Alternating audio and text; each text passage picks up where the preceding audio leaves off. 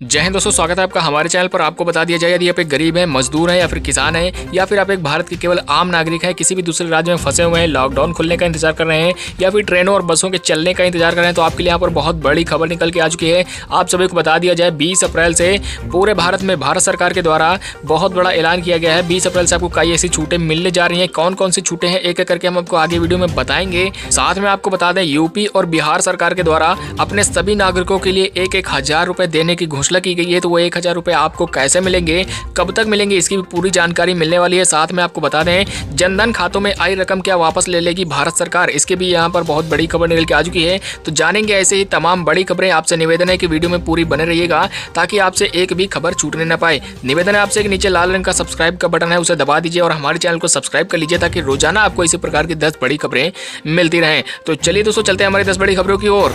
UP और बिहार के बाहर फंसे लोगों को सरकार देगी 1,000 रुपए। जी हाँ, दरअसल आपको बताते चलें, यूपी और बिहार के सभी नागरिकों के लिए उत्तर प्रदेश के सीएम योगी आदित्यनाथ व बिहार के सीएम नीतीश कुमार की ओर से बड़ा ऐलान किया गया है। दरअसल आपको बता दें, कोरोना के फैलने के बाद देश में 21 दिनों के लॉकडाउन की घोषणा की गई थी। उसके बाद में अब प्रधानमंत्री मोदी जी की ओर से दूसरा लॉकडाउन भी 3 मई तक के लिए बढ़ा दिया गया है। ऐसे में सभी मजदूरों, गरीबों व किसानों के लिए बहुत ज्यादा परेशानियां हो रही हैं, जिसके चलते उत्तर प्रदेश के सीएम व बिहार के सीएम के द्वारा कई बड़े ऐलान किए गए हैं। आपको बता दें कि दिल्ली जैसे शहर से कई लोगों ने घरों की ओर पलायन किया है। कई लोग तो पैदल ही अपने घरों की ओर रवाना हुए हैं। लॉकडाउन के बाद केंद्र और राज्य सरकार की ओर से हेल्पलाइन नंबर भी जारी किए गए थे। लोगों को खाने पीने के लिए अलग अलग जगहों पर इंतजाम भी किए गए थे। आपको बताते चलें कि लॉकडाउन में बिहार के बाहर फंसे बिहार के लोगों के लिए बिहार सरकार ने, साथ में उत्तर प्रदेश सरकार ने भी 1,000 रुपए उनके बैंक खाते में देने के लिए घोषणा की है। आपको बता दें, यदि आपको भी 1,000 रुपए अभी तक प्राप्त नहीं हुए हैं तो आप कमेंट बॉक्स में जरूर बताइएगा। आपको बता दें, उत्तर प्रदेश के सीएम व बिहार के सीएम के द्वारा ये बड़ी घोषणा की गई है, जिसमें सभी मजदूरों को सीधे 1,000 रुपए का लाभ मिलने वाला है। वहीं अगली खबर निकल के आ रही है, क्या जनधन खाते में भेजी गई 500 रुपए की रकम वापस ले लेगी मोदी सरकार, क्या है पूरी सच्चाई। जी हाँ, दरअसल आपको बता दें, यदि आपके मन में इस तरह का प्रश्न आ रहा है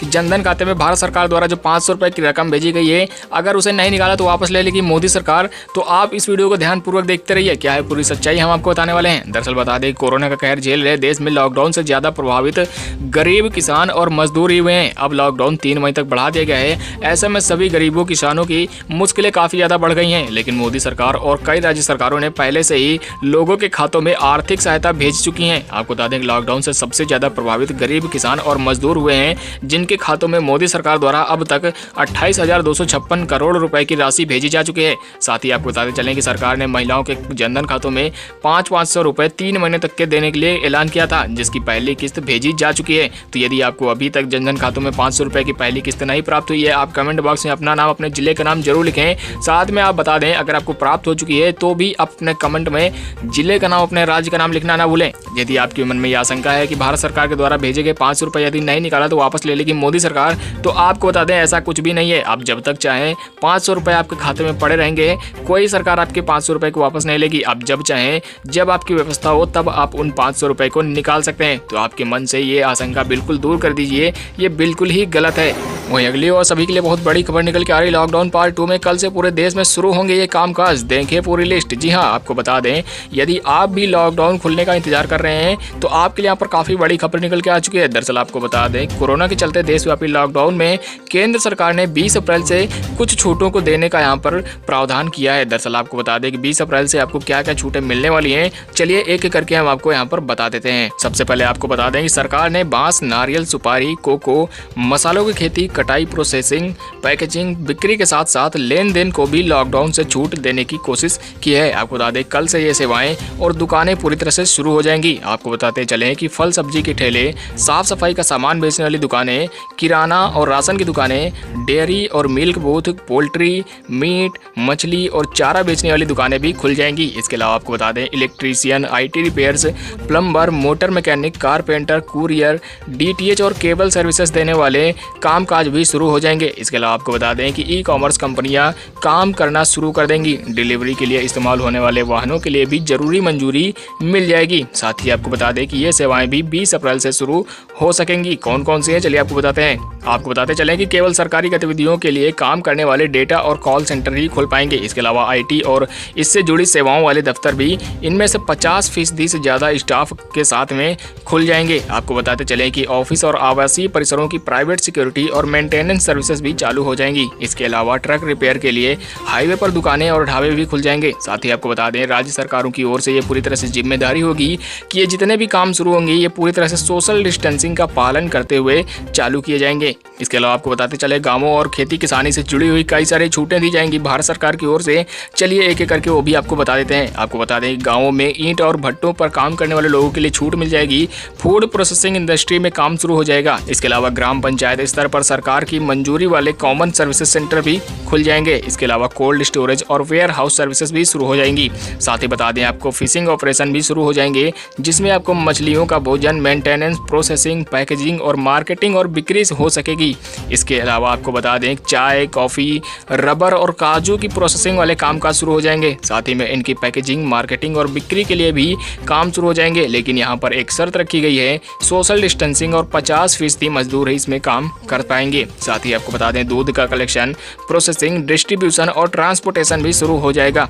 आपको बताते चले कि पोल्ट्री फार्म समेत अन्य पशुपालन गतिविधियां भी शुरू हो जाएंगी। साथ में पशुओं का खाना, मसलन और मक्का, सोया की मैन्युफैक्चरिंग और डिस्ट्रीब्यूशन काम भी शुरू हो जाएगा। तो ये हैं कुछ काम जो कि आप सभी के लिए 20 अप्रैल से खुलने वाले हैं।